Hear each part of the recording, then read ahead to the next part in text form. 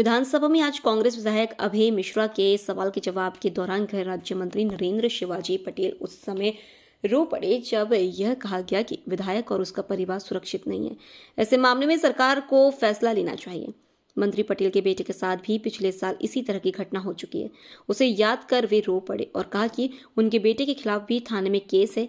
वहीं विधानसभा सत्र के दौरान उपनेता प्रतिपक्ष हेमंत कटारे ने मीडिया से चर्चा करते हुए कहा कि यह चुने हुए विधायकों का सदन है, मध्य प्रदेश का, और चुने हुए विधायकों को अगर संरक्षण यहाँ नहीं मिलेगा तो फिर कहीं नहीं मिलेगा।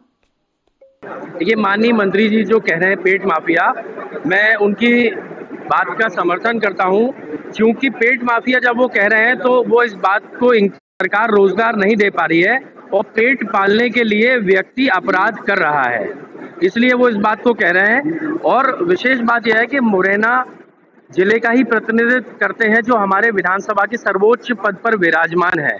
उनको इस बात का संज्ञान लेना चाहिए कि उनके गृह जिले में ऐसी घटनाएं निरंतर हो रही हैं। पहले एक आईपीएस पे हमला हुआ और कई बार वन विभाग के अमलों पर हमला हो चुका है। तो सरकार के किस मंत्री, किस अधिकारी का संरक्षण इन रेत माफियाओं को है? क्यों इनके हौसले इतने बुलंद हैं कि ये किसी को कुछ गिन ही नहीं रहे हैं और अपराध करने के पहले सोचते भी नहीं है, खुल करके अपराध करते हैं, खुल करके हमला कर देते हैं किसी पर भी, चाहे पुलिसकर्मी हो या वन विभाग का कर्मी हो। तो ये चिंता का विषय है और निश्चित ही सरकार के संरक्षण के बिना ये संभव नहीं है। भावुक हुए अंदर मंत्री जी और आप ही के वो कह रहे हैं कि मेरे बेटे पर गलत एफआईआर दर्ज हुई थी, सस्पेंड करने के भी निर्देश दिए। देखिए, ये चुने हुए विधायकों का सदन है मध्य प्रदेश का, और यदि विधायकों को संरक्षण यहाँ नहीं मिलेगा तो फिर कहीं भी न्याय नहीं मिलेगा।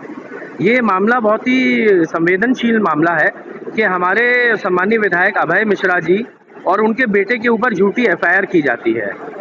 उस क्रम में जब उन्होंने प्रश्न पूछा तो प्रश्न में पहले माननीय मंत्री जी उसको टाल मटोल कर रहे थे और वो भावुक इसलिए हो गए क्योंकि वो अपनी पीड़ा जाहिर नहीं कर पा रहे थे। उनके बेटे के ऊपर भी सरकार में मंत्री रहते हुए झूठी कायमी हुई।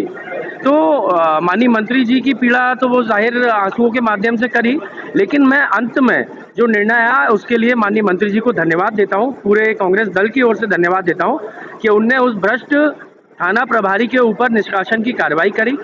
साथ ही मैं मांग करता हूँ कि उस समय जो भी एसपी थे उनके ऊपर भी कार्रवाई होनी चाहिए और ये जो टीआई है इनको बर्खास्त किया जाना चाहिए, क्योंकि चुने हुए जनप्रतिनिधि के ऊपर झूठा आरोप लगाना, उनके बेटों को झूठे आरोपों में फंसाना, ये अपने आप में एक बहुत बड़ा अपराध है, एक बहुत बड़ा पाप है।